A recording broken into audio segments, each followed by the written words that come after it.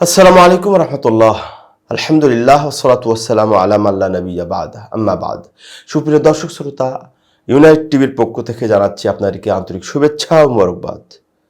সুপ্রিয় দর্শক শ্রোতা, আজকে একটি ভয়াবহ বিষয় নিয়ে আপনাদের সম্মুখে উপস্থিত হয়েছি।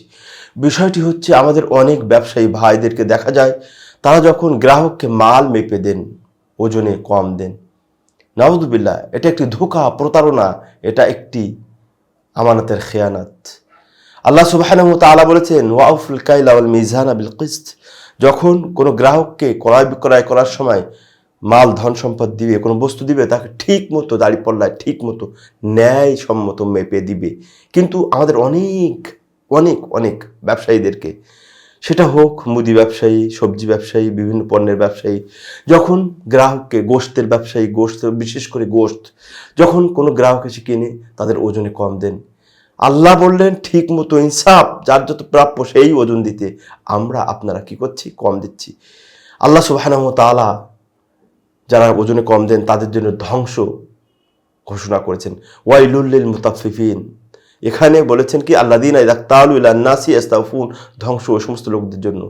মানুষের কাছ থেকে যখন কোনো কিছু গ্রহণ করে, কোনো বস্তু মেপে মেপে নেয়, পূর্ণভাবে নেয়, পারলে আরও যেন একটু বেশি নেওয়ার চেষ্টা করে। আর যখন অন্যদেরকে দেয়, আওয়াজানুহুম, তখন কি করে? কম দেওয়ার চেষ্টা করে। নাউযুবিল্লাহ, এটা চরম অপরাধ, মারাত্মক গুনাহ, ভয়াবহ গুনাহ।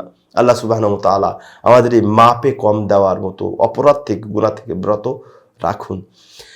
আমরা জানি শুআইব আলাইহিস সালাতু ওয়াস সালামের ঘটনা। তিনি তাওহীদের দাওয়াতের পরে তার কওমের মধ্যে সবচাইতে বেশি যে দাওয়াত দিতেন, সেটি হচ্ছে তার জাতি প্রতারক ছিল, ওজনে ব্যবসায়ী ছিল, ওজনে কম দিত। শুআইব আলাইহিস সালামের কথা শুনেনি, পরে তাদের উপরে আল্লাহ কি আযাব গজব প্রেরণ করেছে আমরা সবাই জানি। তারপরে আল্লাহ নবী সাল্লাল্লাহু আলাইহি ওয়াসাল্লাম বলেছেন, ইবনে ওমর থেকে বর্ণিত, মা নাকাসা কওমুন, যদি কোনো জাতি তাদের ওজনে কম দেয়, গ্রাহকদের কম দেয়, ক্রয় বিক্রয়ের সময় ওজনে খেয়ানত করে, ইল্লা, তাহলে কি করেন? তাদের উপরে আল্লাহ সুবহানাহু ওয়া তাআলা দুর্ভিক্ষ পাঠান, তাদের উপরে বিপদ আপদ মুসিবত পাঠান, এবং এমন জালেম শাসক পাঠান, তার জুলুমে একেবারে নিঃশেষ হয়ে যায়। দেখুন না, আমরা জালেমের জুলুম, জালেম শাসকের জুলুমে কত নিষ্পেষিত ছিলাম। আল্লাহ রহম করেছেন। অতএব এই ধরনের অপরাধ করা যাবে না। আল্লাহর নবী সাল্লাল্লাহু আলাইহি ওয়াসাল্লাম এই ধরনের অপরাধ থেকে আমাদেরকে দূরে থাকতে বলেছেন, সতর্ক করেছেন। তা না হলে আমরা যেমন দুর্ভিক্ষর সম্মুখীন হব, আমরা আল্লাহর আযাব গজবের সম্মুখীন হব, এবং গুনাহে আমলনামা ভরে যাবে। এটা একটি ইলমি খেয়ানত, এটা একটি অপরাধ। আপনি তার মাল নিচ্ছেন, আপনি তার কাছে টাকা নিচ্ছেন, অথচ টাকা ঠিক মতো পণ্য বুঝিয়ে দিচ্ছেন না। এটা চরম অপরাধ, এটা করা যাবে না।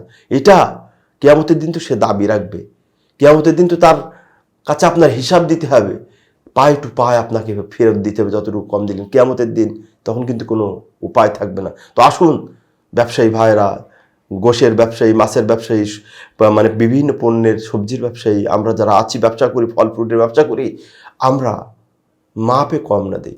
সে অনেক কষ্টের পয়সা আপনাকে দিচ্ছে, আর আপনি তাকে ওজনে ঠকাচ্ছেন, প্রতারণা করছেন। আল্লাহ নবী সাল্লাল্লাহু আলাইহি ওয়াসাল্লাম বলেছেন, মান গাশশানা ফালাইসা মিন্না, যে ধোঁকা দেয় সে আমার উম্মত না। নবীর উম্মত না হলে কিভাবে জান্নাতে যাবেন? ডাইরেক্ট জাহান্নামে যাওয়া যাবে, কারণ উম্মতই থাকছেন না আপনি, কিভাবে?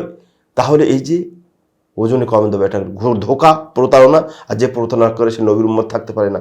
অতএব এই ধরনের পাপ থেকে, অন্যায় থেকে আল্লাহ আমাদেরকে হেফাজত করুন, দূরে থাকা তৌফিক দান করুন। আমিন। আসসালামু আলাইকুম ওয়া রাহমাতুল্লাহি ওয়া বারাকাতুহু।